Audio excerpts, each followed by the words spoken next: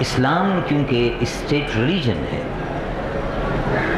تو ظاہر ہے یعنی بالکل لاجیکلی یہ ہر آدمی اس بات کو سمجھتا ہے، مانتا ہے اور جانتا ہے کہ اسلام اگر اسٹیٹ ریلیجن ہے then the state has to defend اسلام. بالکل سیدھا سادہ تجزیہ ہے لاجیکلی، اس کے علاوہ اور کوئی بات نہیں ہے. دستور کے تحت حلف اٹھایا اسلام اس ملک کا سرکاری مذہب ہے تو the state has to defend اسلام. دنیا کے تمام جتنے بھی دساتیر ہیں and written constitution، برطانیہ کا اگر ہو تو ملکہ جو ہے اس میں چرچ آف انگلینڈ کو ڈیفینڈ کرنے کی پابند ہے، defender of the faith and defender of the church. اسی طرح سے دنیا کے تمام دساتیر وہ دستور میں جو کچھ لکھا ہوا ہے اس کو ڈیفینڈ کرنے کا پابند ہے، جس نے بھی حلف اٹھایا. اب اس وقت جو مسئلہ درپیش ہے وہ یہ ہے کہ پاکستان کے دستور پر عمل نہیں ہو رہا. اسلامی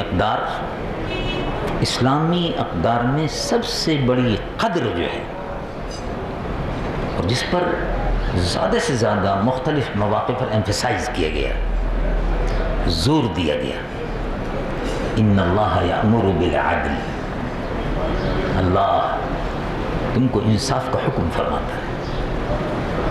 اعدلوا واقرب للتقوی، عدل کرو، یہی تقوی اور خوف خدا سے قریب تر ہے، تقوی سے قریب تر ہے. اس طرح سے اور مختلف آیات طیبات جو آپ بہتر طریقے سے جانتے ہیں اور آپ کے مطالعے میں ماشاءاللہ رہتی ہیں، مجھے اس پر زیادہ کہنے سننے کی ضرورت نہیں ہے. یعنی اسلام نے عدل پر سب سے زیادہ زور دیا.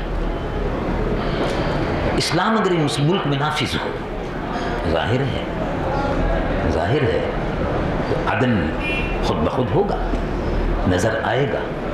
جہاں جہاں اسلام اپنے حقیقی معنی اور مفہوم کے ساتھ نافذ ہو رہا ہے، یہ نہیں ہے کہ اس میں عدل بدل کیا جائے یا اپنی منمانی تعویلات کی جائیں. یہ جیسے بقول علامہ اقبال کے کہ خود بدلتے نہیں، قرآن کو بدل دیتے ہیں. تو لوگ بدل دیتے ہیں. اب اسلام جیسے سرکاری مذہب ہے، کہتے ہیں ہم لبرل اسلام کے پابند ہیں. تو آپ خود غور فرمائیے کس دستور میں لکھا ہوا ہے لبرل اسلام؟ اسلام کی یہ تقسیم یورپ میں تو ہے. یعنی یورپ والے اسلام دشمن طاقتیں، مغربی اقوام، صہیونی طاقتیں اسلام کی یہ تقسیم تو کرتی ہیں، لبرل اسلام، فنڈامنٹل اسلام اور اسلام. لیکن ہمارے دستور میں اس قسم کی کوئی تفریق نہیں ہے. ہمارے دستور میں تو خالصاً سیدھا سادہ لفظ ہے، اسلام سرکاری مذہب ہوگا. اسلام ہے. رسول اللہ حضور پرمور سید العالمین مصطفیٰ صلی اللہ علیہ وسلم کے عہد اقدس سے وہی اسلام چلا آ رہا ہے. اسی اسلام کو نافذ کرنے کے ہم پابند ہیں، اور اس اسلام میں عدل پر بہت زیادہ زور دیا گیا ہے. اسلام اس کی بنیاد عدل پر ہے. چنانچہ آپ نے ملاحظہ فرمایا ہے رسول اللہ حضور پرنور سید العالمین مصطفیٰ صلی اللہ علیہ وسلم کے عہد اقدس میں قبیلہ بنی خزاعہ کی لڑکی، اس کا نام فاطمہ تھا، کا نام بی فاطمہ تھا، اس نے چوری کی، چوری سے متہم ہوئی. رسول اللہ صلی اللہ علیہ وسلم کے پاس سفارشات پہنچنی شروع ہو گئی. تو آپ نے ارشاد فرمایا اتشفع، بخاری شریف میں ارشاد فرمایا اتشفع فی حدود اللہ، اللہ نے جو حدود قائم فرمائی ہیں اس میں سفارش کرتے ہو. بڑے افسوس کی بات ہے. اگر لو ان فاطمہ بنت محمد صلی اللہ علیہ وسلم، خدا نخواستہ اگر فاطمہ بنت مصطفیٰ صلی اللہ علیہ وسلم بھی اگر چوری کرتی، اللہ رب العالمین کی نافذ کی ہوئی حدود جو ہیں ان کو نافذ کیا جاتا، یعنی انصاف اور عدل کو برقرار رکھا جاتا. چنانچہ ایسا بھی ہوا ہے اور آپ کے علم میں ہے، حضور پرنور صلی اللہ علیہ وسلم کے عہد اقدس میں یہودیوں اور مسلمانوں کے درمیان میں بہت سے مقامات پر اختلاف ہوا، زمین کے قضیے پر، پانی کے قضیے پر، مختلف مسائل پر، جائیداد کے جھگڑے پر. فیصلے یہودی کے حق میں ہوئے، انصاف کے تقاضوں کو ملحوظ رکھا گیا۔ ہمارے یہاں عدلیہ کی اپنی ایک تاریخ ہے، ہمارے یہاں وکلاء کی اپنی ایک تاریخ ہے، اور اس میں کوئی شک نہیں کہ وکلاء نے قائد اعظم کی قابل فخر قیادت میں پاکستان کے قیام میں جو اہم کردار ادا کیا، وہ تاریخ کا ایک حصہ ہے، وہ قابل فخر حصہ ہے۔ قائد اعظم کی قابل فخر قیادت میں تحریک پاکستان میں وکلاء برادری نے ہر اول دستے کے طور پر جو کام کیا، اور اس کے بعد جب بھی وقت آیا وکلاء برادری نے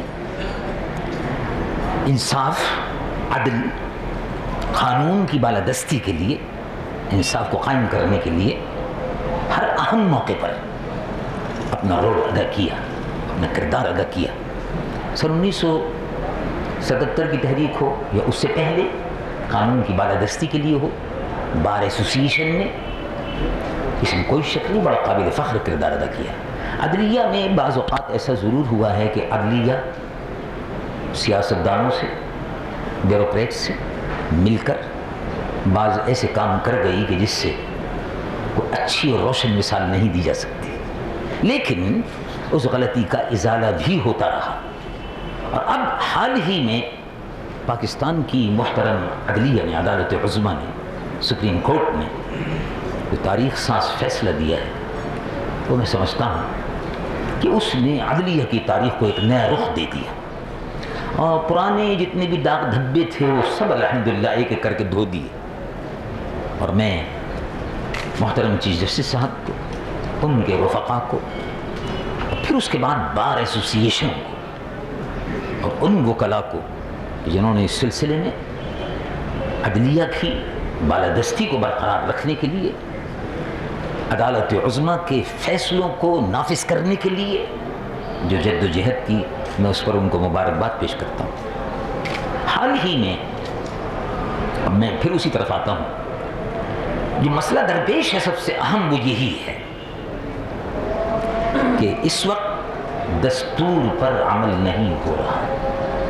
عدلیہ کے سلسلے میں بھی اگر مگر جو کچھ حکومت کر رہی ہے وہ صرف یہی ہے کہ وہ دستور میں جو کچھ لکھا ہوا ہے اس سے جان بچانا چاہتی ہیں، ان لیٹر اینڈ اسپرٹ اس پر عمل کرنا نہیں چاہتی، وہ اپنی مرضی کو نافذ کرنا چاہتی ہے، حکومت اپنی مرضی لانا چاہتی ہے۔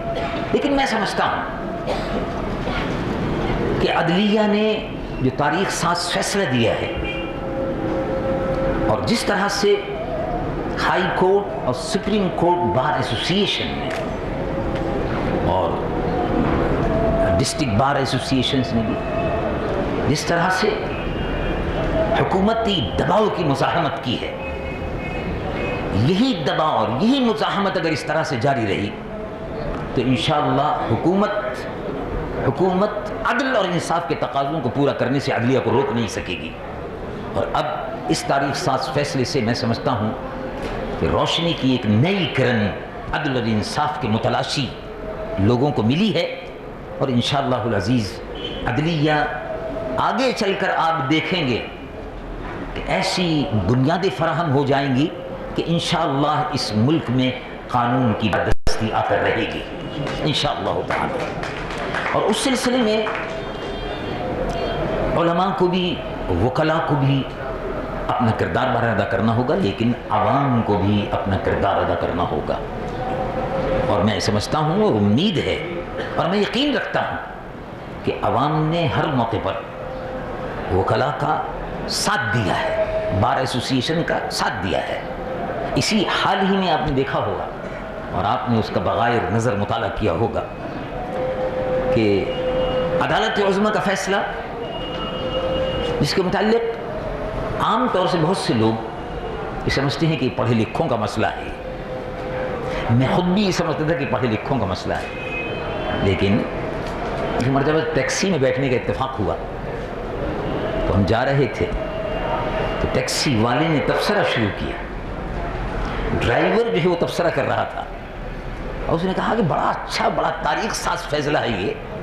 تو میں نے کہا بھائی اس کے مضمرات جو ہیں وہ تو اپنی جگہ پر ہیں، لیکن آپ کیا سمجھتے ہیں، یعنی کیا فیصلہ ہوا ہے یہ؟ کہنے کہ بس بات اصل میں صرف یہ ہے کہ عدلیہ نے انتظامیہ کا ہاتھ پکڑ لیا ہے. یہ بڑا مختصر سا تبصرہ تھا ٹیکسی ڈرائیور کا کہ عدلیہ نے انتظامیہ کا یعنی ایگزیکٹو کا ہاتھ پکڑ لیا ہے. یہ بالکل پھر میں اس کی تشریح بعد میں کرتا رہا اپنے طور پر کہ رسول اللہ حضور پرنور صلی اللہ علیہ وسلم کا ارشاد مبارک ہے کہ جب تم کسی کو ظلم کرتے ہوئے دیکھو تو اس کا ہاتھ پکڑ لو. انصر اخاک ظالما و مظلوما، اگر کسی شخص کو تم دیکھو ظلم کرتے ہوئے اس کی مدد کرو، اور کوئی شخص جس پر ظلم ہو رہا ہے اس کی بھی مدد کرو، جو ظالم ہے اس کی بھی مدد کرو. تو صحابی رضی اللہ عنہ نے عرض کیا کہ ظالم کی مدد تو سمجھ میں نہیں آتی، مظلوم کی مدد تو یا رسول اللہ سمجھ میں آتی ہے. تو ارشاد فرمایا کہ ظالم کی مدد یہ ہے کہ تم اس کا ہاتھ روک دو کہ وہ ظلم نہ کرنے پائے، اور مظلوم کی مدد یہ ہے کہ ظالم کو اس سے بچاؤ. انصر اخاک ظالما و مظلوما او کما قال صلی اللہ علیہ وسلم. یہ اس حدیث کا مختصر سا مفہوم ہے. تو میں سوچ رہا تھا کہ کتنا اچھا تبصرہ ہے یہ. اس میں کوئی شک نہیں کہ انتظامیہ اس وقت انتظامیہ بیوروکریسی، اس کے پنجے، اس کے ہاتھ اتنے خوخار ہو گئے ہیں کہ وہ عوام کے لیے ناقابل برداشت ہے. عوام کے لیے تو ناقابل برداشت ہے، اس کے ہاتھ اتنے مضبوط ہو گئے کہ وہ عدلیہ بھی اب اس سے پناہ مانگنے لگی تھی. اب اور اس میں کوئی شک نہیں کہ عدلیہ ہی اصل میں وہ ایک ادارہ ہے کہ جس کو شروع میں جب حضور پرنور صلی اللہ علیہ وسلم نے اور عہد خلافت راشدہ میں جب اس ادارے کو اسٹیبلش کیا گیا تو اس کو مضبوط سے مضبوط تر بنایا گیا. اس ادارے کو اتنا مضبوط بنایا گیا کہ خلیفۃ المسلمین بھی اس کے سامنے بحیثیت ملزم کے طلب کیے جا سکتے تھے، اور وہ برابر بغیر کسی اس تصور کے کہ وہ پریویلیج کلاس سے تعلق رکھتے ہیں اور ان کے کچھ حقوق ہیں، وہ برابر عدلیہ میں حاضر ہوتے تھے اور اپنی صفائی پیش کرتے تھے. اور اس میں کوئی شک نہیں کہ عدلیہ کا جو احترام اور جو وقار ماضی کی تاریخوں میں آپ ملاحظہ فرمائیں، جو وقار اور جو شرف ان کو اسلام نے عطا کیا ہے، یہ تو بعد کی چیزیں ہیں جو ابھی اس وقت یورپ میں امریکہ میں یہ سب چیزیں آ رہی ہیں. مثلا اب امریکہ میں کوئی بھی جج ریٹائرڈ نہیں ہوتا تو وہاں اسلام میں سب سے پہلی روایت یہ ہے کہ وہاں بھی قاضی صاحب کو ریٹائرڈ نہیں کرتے تھے، الا یہ کہ وہ اپنی مرضی سے خود کہہ دیں کہ میں اب اس قابل نہیں ہوں کہ میں اب کام نہیں کر سکتا.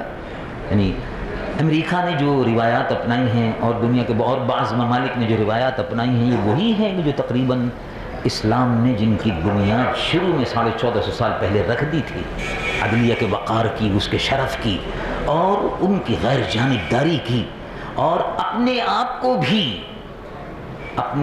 کو بھی عدلیہ کے سامنے بے بس محسوس کرنا.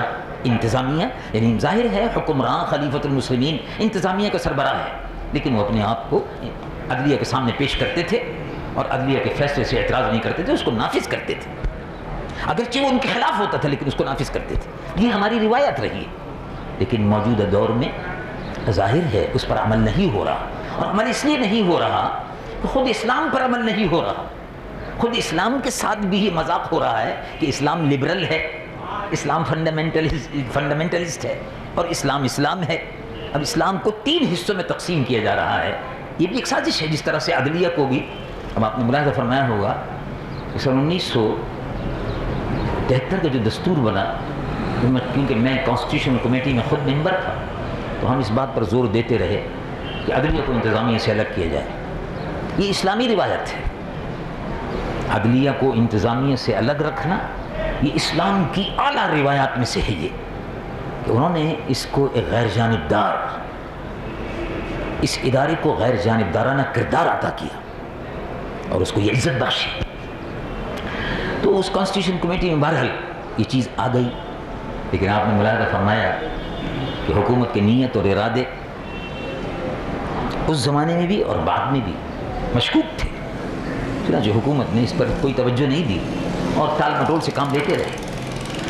بالآخر 23 مارچ کی جو آخری تاریخ مقرر کی گئی تھی 95 کی، اس میں مجبور ہو کر 96 کی معاف کیجیے گا، اس میں مجبور ہو کر انہوں نے اس پر تھوڑا بہت عمل درآمد کیا، لیکن اس کے باوجود بھی انہوں نے انتظامیہ کو، مجسٹریٹس کو 3 سال قید و بند کی صعوبتوں کے لیے، جیل میں بھیجنے کے لیے، اپنے دل کے بھڑاس نکالنے کے لیے جو ظلم کی جو ان کو عادت پڑ گئی ہے، اس عادت کو پورا، جیسے کہتے ہیں نا کہ بھئی فلاں کو بھئی تو خون منہ لگ گیا ہے، تو کیونکہ عدلیہ وہ انتظامیہ کے منہ کو خون لگ چکا ہے، تو اس لیے بہرحال انہوں نے وہ 3 سال کی سزاؤں کا اختیار پھر بھی اپنے ہاتھ میں رکھا، اور اس کو بہرحال جوڈیشل مجسٹریٹ اور انتظامی مجسٹریٹ کہہ کر اپنے لیے کچھ نہ کچھ کر لیا۔ لیکن میں سمجھتا ہوں کہ انشاءاللہ یہ مسئلہ بھی ختم ہو جائے گا۔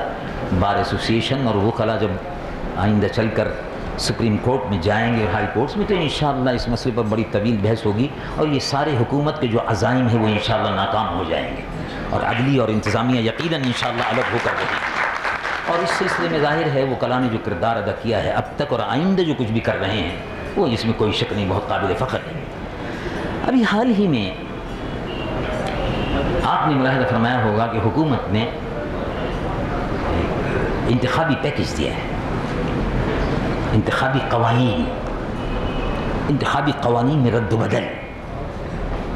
اس انتخابی قوانین میں رد و بدل کی چند خصوصیات ہیں، میں 2 باتیں میں عرض کروں گا، اس کے بعد پھر میں آگے چلتا ہوں۔ سب سے پہلی خصوصیت تو یہ ہے کہ اگر کوئی امیدوار قومی اسمبلی کے، صوبائی اسمبلی کے انتخابات میں حصہ لے رہا ہے اور اس کو مار دیا گیا، اس کو قتل کر دیا گیا، تو الیکشن پوسٹ پون نہیں ہوں گے، الیکشن پوسٹ پون نہیں ہوں گے۔ اور ظاہر ہے جب الیکشن پوسٹ پون نہیں ہوں گے تو الیکشن کا نتیجہ قاتل ہی کے حق میں آئے گا جس نے قتل کروایا ہے۔ اب تحقیقات تو بعد میں ہوتی رہے گی، اور ظاہر ہے آپ یہاں خود ملاحظہ فرماتے ہیں کہ حکومت کس طرح سے اپنے بچاؤ کا انتظام کرتی ہے، FIR درج ہوتی ہے کہ نہیں ہوتی ہے، اس کے لیے پھر نیچے تو سارا عملہ جو ہے وہ انکار کر ہی دیتا ہے، پھر کہیں جا کر ہائی کورٹ میں پہنچتے ہیں، کہیں جا کر شاید بل وغیرہ کے مخالف کو حکومت نے خود اس انتخابی اصلاحات کے قانون کے تحت مخالفین کو قتل کرنے کے لیے کینڈیڈیٹ کے ہاتھ میں ہتھیار دے دیا کہ اگر تم بلا مقابلہ کامیاب ہونا چاہتے ہو تو تم اپنے مخالف امیدوار کو جس طرح بھی ہو سکے قتل کر دو، الیکشن ہو جائے گا اور مخالف جو ہے ظاہر ہے وہ کامیاب۔ کیا سوال ہے، وہ تو بیچارہ قبر میں جا چکا، اب آپ اس کی قبر پر جشن منائیں۔ کینڈیڈیٹ کو یہ باقاعدہ کھلا لائسنس، قتل کا لائسنس اس طرح سے دیا گیا ہے۔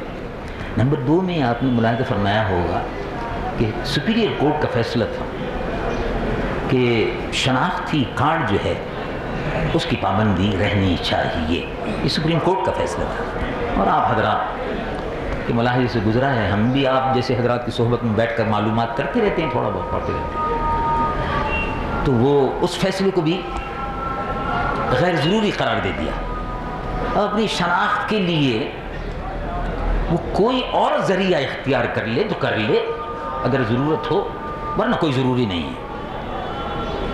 شناخت کا اگر کوئی اور ذریعہ اختیار کرنے کی اگر آپ اجازت دے رہے ہیں تو سرے سے شناختی کارڈ کا قانون ہی ختم کر دیجئے، یعنی آئیڈینٹی کارڈ بنوانے کی شرط ہی ختم کر دیجئے، اس پورے محکمے کو بند کر دیجئے۔ اگر آئیڈینٹی کے لیے شناختی کارڈ غیر ضروری ہے تو پورا محکمہ غیر ضروری ہے، اس پورے محکمے کو ختم کر دیجئے، تو قومی خزانے کو تقریباً 1 ارب روپے کی بچت ہو جائے گی، اور یہ غریبوں کے کام آئے گا، بیت المال وغیرہ میں جائے گا، اور اس کے ذریعے سے ماشاءاللہ بہت سے لوگ پل جائیں گے، اپنے بھی پل جائیں گے، دوسرے بھی پل جائیں گے، جس کو چاہیں گے پال لیں گے، تو یہ بچت ہو جائے گی۔ اگر شناختی کارڈ ایسے ہی غیر ضروری ہے تو اس کو ختم کیجئے۔ لیکن بہرحال وہ اصل میں الیکشن میں دھاندلی کی تیاری ہو رہی ہے۔ لیکن میں آپ کی خدمت میں چند باتیں عرض کر دوں۔ ہمارے یہاں کا نظام حکومت اور ہمارے یہاں جو برسر اقتدار طبقہ آتا ہے، اس کی حوث اقتدار، وہ حرص اور حوث اقتدار، میں سمجھتا ہوں کہ وہ اس میں اتنے اندھے ہیں اقتدار کی حوث میں، کہ وہ یہودی اور ہندو جن حدود و قیود کا خیال رکھتے ہیں ہمارے ارباب اقتدار اس کا بھی خیال نہیں کرتے. یعنی اب آپ دیکھیے کہ اندرا گاندھی وہ بھی کیمبرج کی پڑھی ہوئی تھی، اعلیٰ تعلیم یافتہ خاتون، کوئی شک نہیں. کشمیر میں جب بھی الیکشن ہوئے ہندوؤں نے دھاندلی کرائی اور وہاں کی جماعتوں نے اس پر احتجاج کیا کہ کشمیر میں جب بھی انتخابات کرائے گئے دھاندلی ہوئی. لیکن ہندوستان میں، بقیہ ہندوستان میں کبھی کسی جماعت نے یہ شکایت نہیں کی کہ انتخابات میں دھاندلی ہوئی. چنانچہ اس کا سب سے بڑا ثبوت یہ ہے کہ اندرا گاندھی اقتدار میں ہوتے ہوئے، سٹنگ پرائم منسٹر ہوتے ہوئے بھی انتخابات ہار گئی. یہ آپ کے علم میں ہے. اسی طرح سے راجیو گاندھی اقتدار میں ہوتے ہوئے کشمیر میں بے ایمانی کی. مسلمانوں کے ساتھ بے ایمانی کرتے ہیں، یعنی ہندو مسلمانوں کے ساتھ بے ایمانی کرتا ہے لیکن اپنی قوم کے ساتھ نہیں کرتا. ہمارے یعنی ان کے یہاں کم از کم اتنی اخلاقی قیود اور حدود ہیں کہ جس میں وہ اس بات کا خیال رکھتے ہیں کہ اپنی قوم کو دھوکہ نہیں دینا چاہیے، ڈیموکریٹک پروسیس صاف ستھرا چلنا چاہیے. لیکن ہمارے یہاں ایسا نہیں ہے. سب سے زیادہ، سب سے بیانی اگر ہوگی تو اپنی قوم کے ساتھ ہوگی، اور دوسری اقوام کے ساتھ، مثلا امریکہ کے ساتھ بڑی ایمانداری سے ہم وفاداری کو نبھاتے ہیں، بڑی ایمانداری سے. Most loyal servant, most loyal servant. لیکن اس قوم کے ساتھ دی موسٹ کرپٹ پرسن، انتہائی ایسے اوچھے ہتھ کنڈے اختیار کیے جاتے ہیں الیکشن کے زمانے میں کہ اللہ توبہ توبہ ہے، شیطان بھی پناہ مانگتا ہوگا. اب اس کا علاج کیا کیا جائے؟ اس کا علاج کیا کیا جائے؟ کوئی بھی حکومت پاکستان میں کوئی بھی ہو، ہمیں اس سے کوئی بحث نہیں، اس کے تحت انتخابات کسی قیمت پر قابل قبول نہیں ہونے چاہیے. اور اس کے لیے ہم حزب اختلاف کی جماعتیں مل کر اس پر کام کر رہے ہیں کہ انتخابات، اصل مسئلہ یہ ہے